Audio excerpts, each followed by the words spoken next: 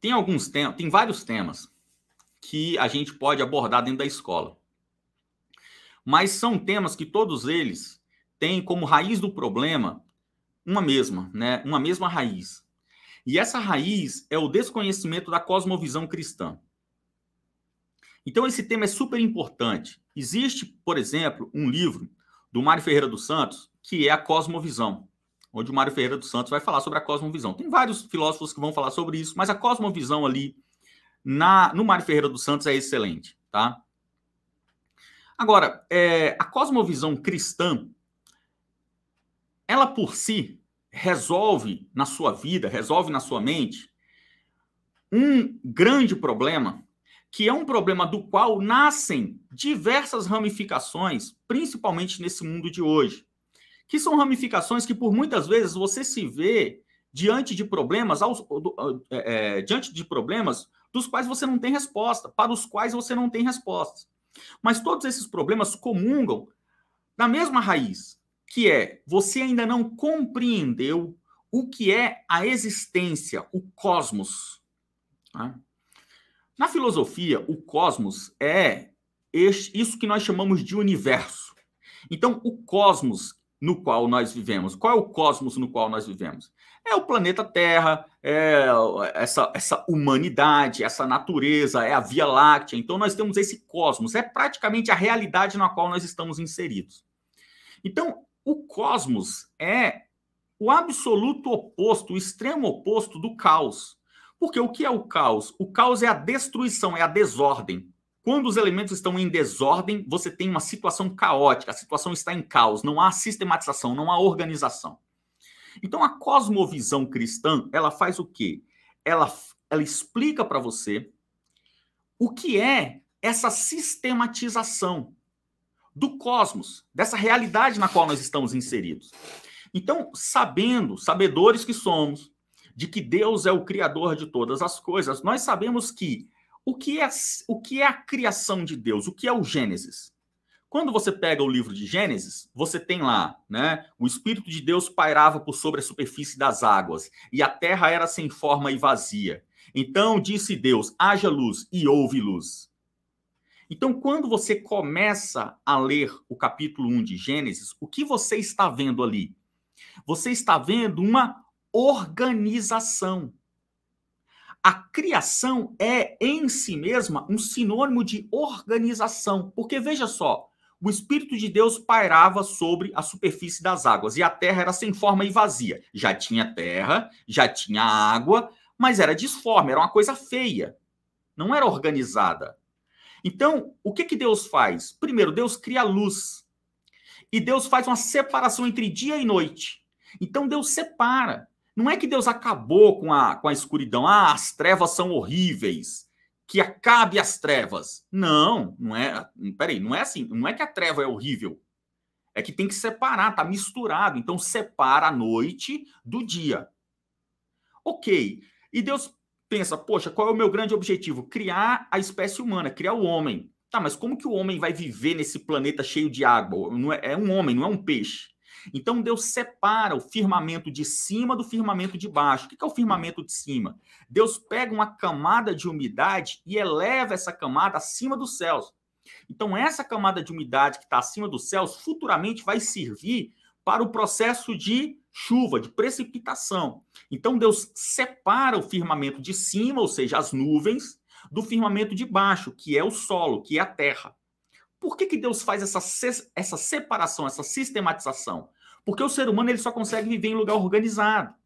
Então Deus separa os ares do solo e coloca o homem no solo. Então a criação, o Gênese bíblico, é uma organização de elementos. Por que a gente tem que estudar isso? Porque chega, quando você analisa, aqui a gente teria que analisar todo o Gênesis, eu não vou fazer isso hoje. Mas quando você vai lendo o Gênesis e você vai vendo a organização de todos os elementos, você tem, por exemplo, o momento da criação dos seres vivos. Na criação dos seres vivos, Deus vai criar répteis, peixes, os mamíferos, as aves. Então Deus cria todos os animais. Deus cria os animais e esses animais já têm um DNA que é um DNA, uma matriz genética. Por exemplo, Deus não criou o manga larga marchador, o cavalo árabe, aí criou lá o quarto de milha. Não, Deus não criou cada uma dessas raças equinas. Deus criou um equino, Deus criou um cavalo.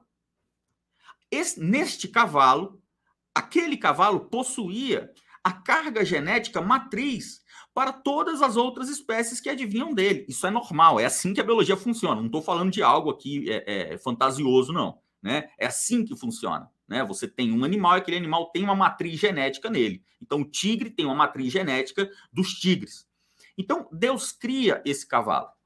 Então, ao longo do desenvolvimento da vida dos equinos, né, dos equinos nos últimos 6.000 anos, os equinos foram cruzando, foram se multiplicando e foi gerando diversas raças. Como também, lógico, Deus não criou um negro, um branco, um asiático, um romeno. Não, Deus criou Adão e Eva. Só que Adão e Eva tinham a carga genética matriz da espécie Homo sapiens. E ao longo do tempo foram se desenvolvendo características humanas. Quando Deus cria os animais, após criar todos os animais, Deus cria o homem. O homem é o último elemento a ser criado.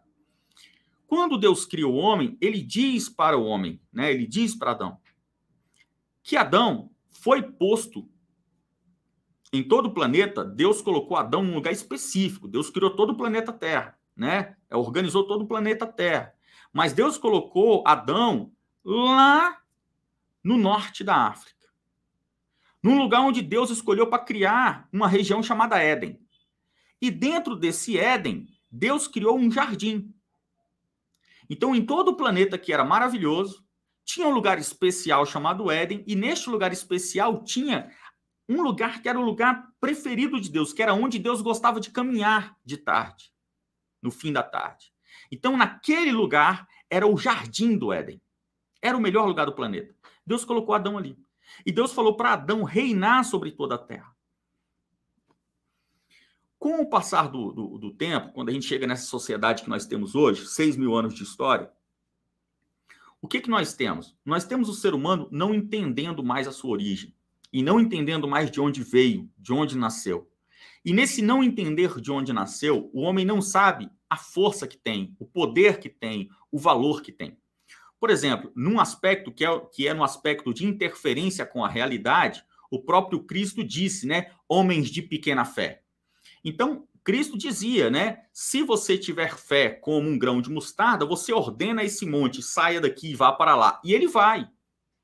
Então, Cristo não está dizendo que, olha, vocês poderiam ter um poder de... Não, Jesus está dizendo que vocês têm. Só que vocês não sabem mais, vocês não conhecem mais. Né? Então, ao longo da história, nós tivemos outros homens que, sim, esses conheciam o poder que tinham. Por exemplo, o profeta Elias.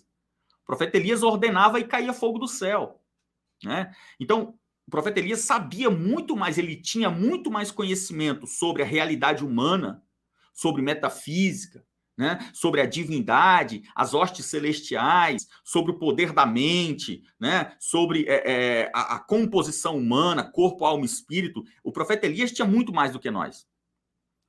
Ao longo do tempo, nós fomos perdendo esse conhecimento de quem nós somos, sobre a cosmovisão cristã completa.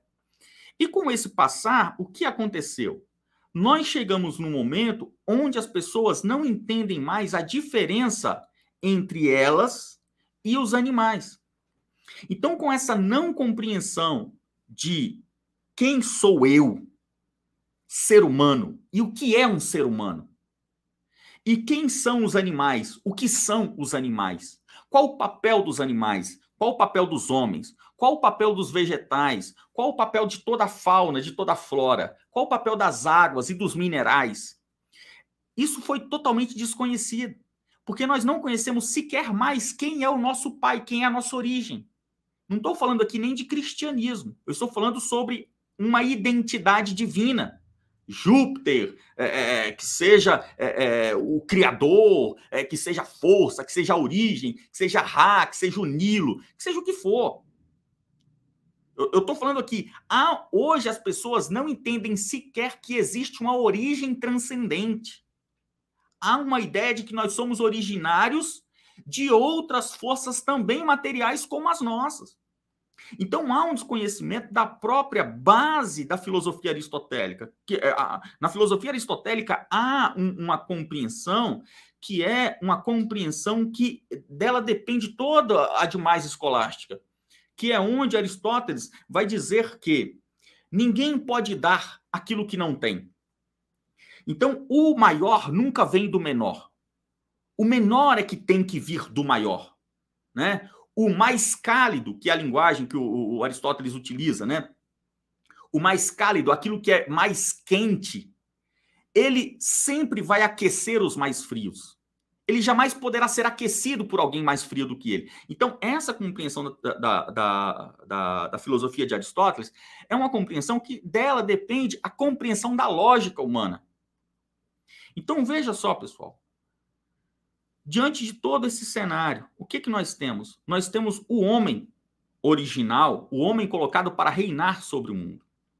Quando o homem desconhece o seu papel e passa a se confundir com relação aos outros elementos da criação, o homem passa a se desumanizar. E desumanizando-se, ele estraga toda a existência no planeta Terra. Por quê? Porque nós somos o topo de todo esse planeta. Quando você desumaniza, uma humanidade desumanizada, você interfere no meio ambiente, você interfere na fauna, na flora, nos minerais, você interfere em tudo. Nós precisamos saber quem nós somos. Então você entenda comigo o seguinte, tudo que foi criado para o homem. E o homem pleno é o homem virtuoso. Todos nós sabemos isso. Então, quais são as virtudes? Justiça, temperança, coragem, né? Caridade. Ou seja, o homem pleno, ele é um homem caridoso. Um homem pleno é um homem corajoso. O homem covarde, ele não é um homem saudável. Né? Um homem justo, ele não é um homem saudável. Por isso que você tem na Grécia Antiga, por exemplo, os homens procuravam o quê? Ter domínio da força, lutar, ser um guerreiro, e ter domínio do intelecto, ser um pensador, um filósofo, um poeta. No mundo de hoje, o que há? Há uma total desorganização da existência, não só humana, no planeta. Então o homem passou a desconhecer quem ele é e qual o seu papel, e quem são os animais e quais são os seus papéis. Por exemplo, nessa manutenção da ordem, do homem como imperador, do homem como aquele que reina sobre a criação, ao longo da história humana, houve sempre a prática da caça. A caça é uma prática que tem relação direta com a manutenção da saúde do intelecto humano. O homem virtuoso, ele precisa compreender o que é o universo da caça.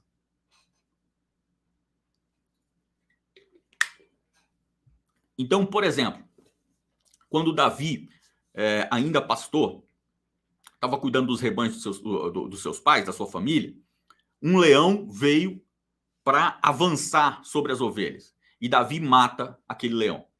Numa outra ocasião, um urso vem sobre a criação ali do seu pai.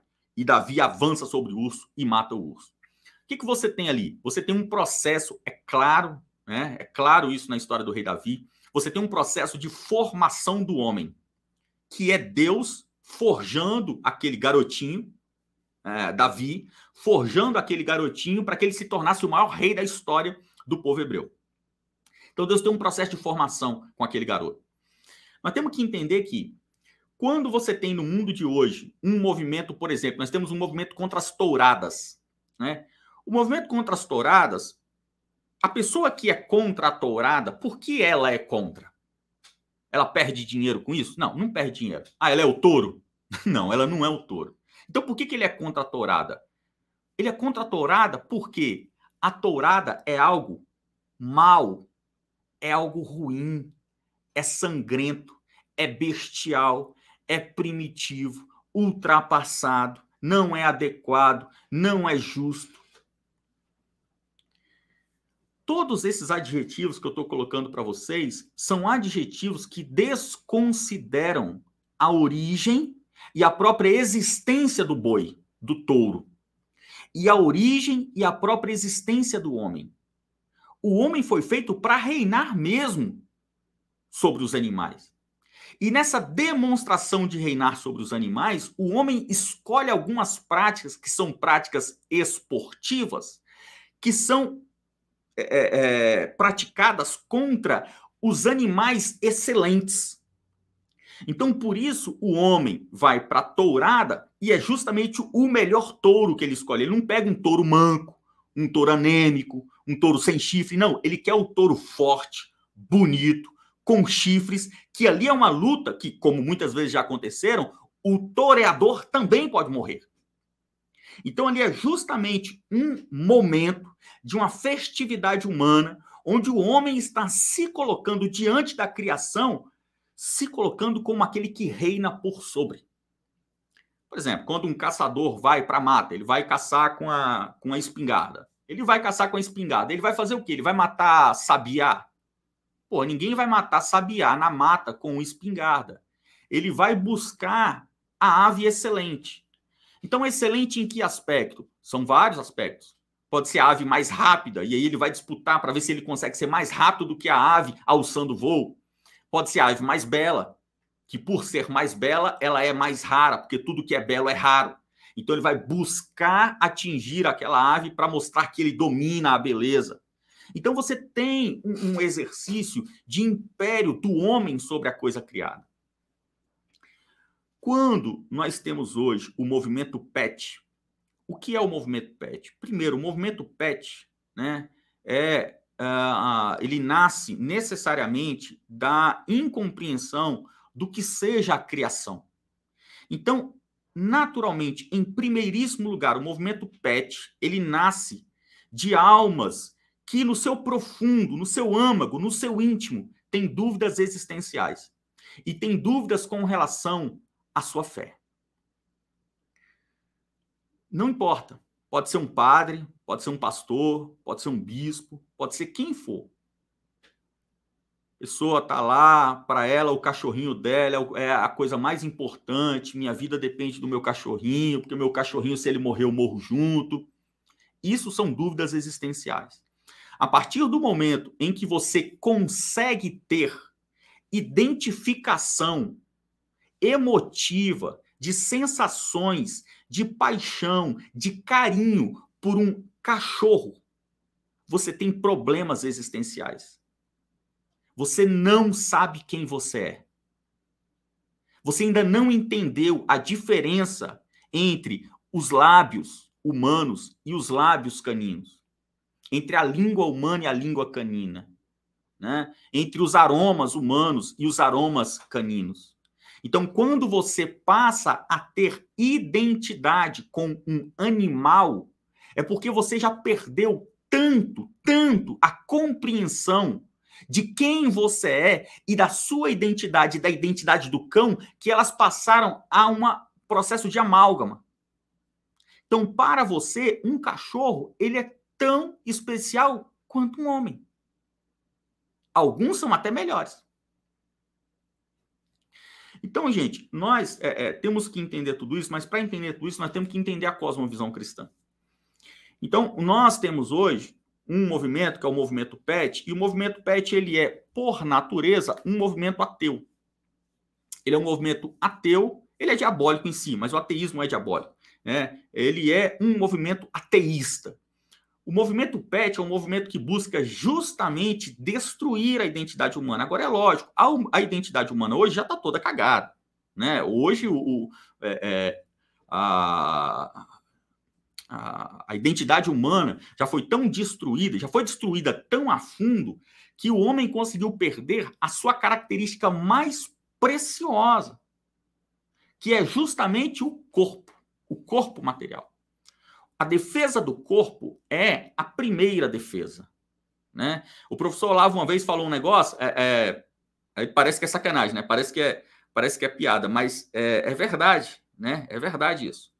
O cara que dá a bunda, ele não ama mais nada.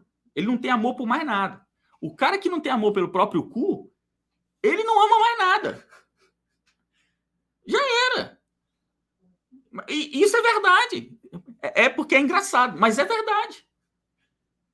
Porque, bicho, se você não tem mais a guarda do próprio cu, bicho, eu não queria ser seu carro, velho. Eu não queria ser tua casa, parceiro. O cara não cuida do cu, bicho. Vai cuidar do carro, velho.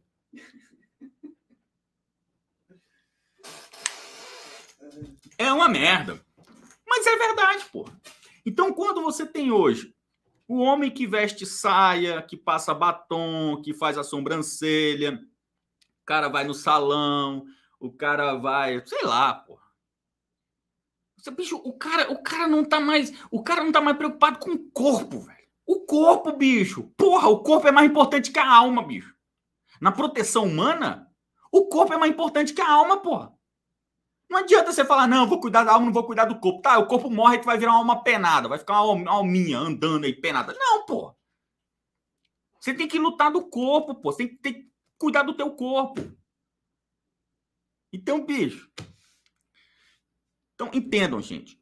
Agora, é lógico, tá? Último ponto aqui, para que você entenda aqui a questão do movimento PET. Nessa luta progressista que ocorreu aí no último século, os progressistas entenderam um negócio que é muito bom isso daí. O Voegelin fala sobre isso.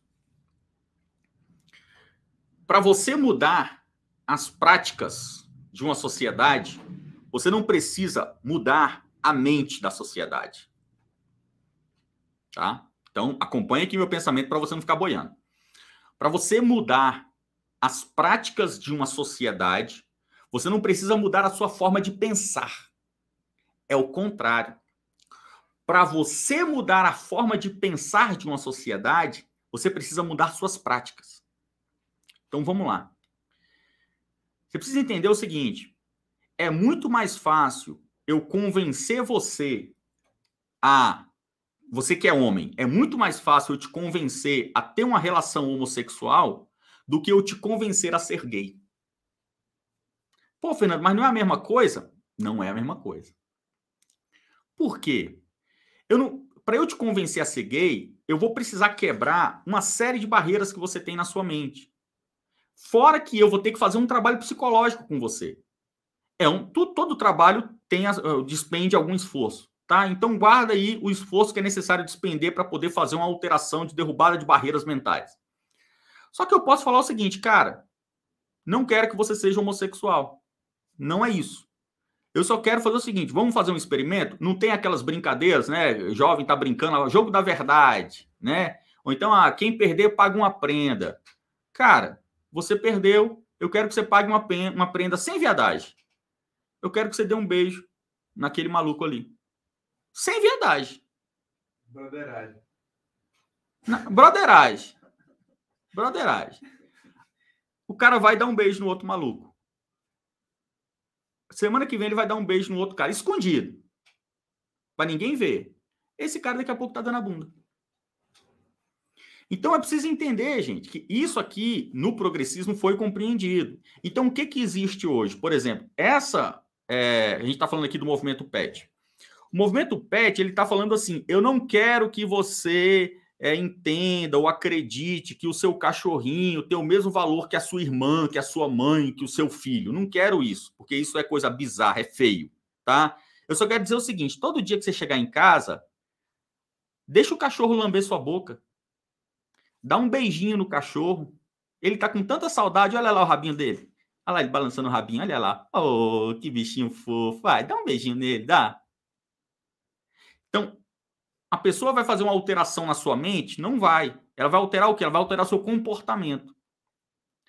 Automaticamente, pela sua formação humana, que você tem todo o seu intelecto no seu cérebro, automaticamente, com o passar dos dias em que você estiver beijando na boca do cachorro, você vai, ainda que você não pare para pensar nisso, você vai automaticamente passar a considerar aquele cachorro um membro da sua família.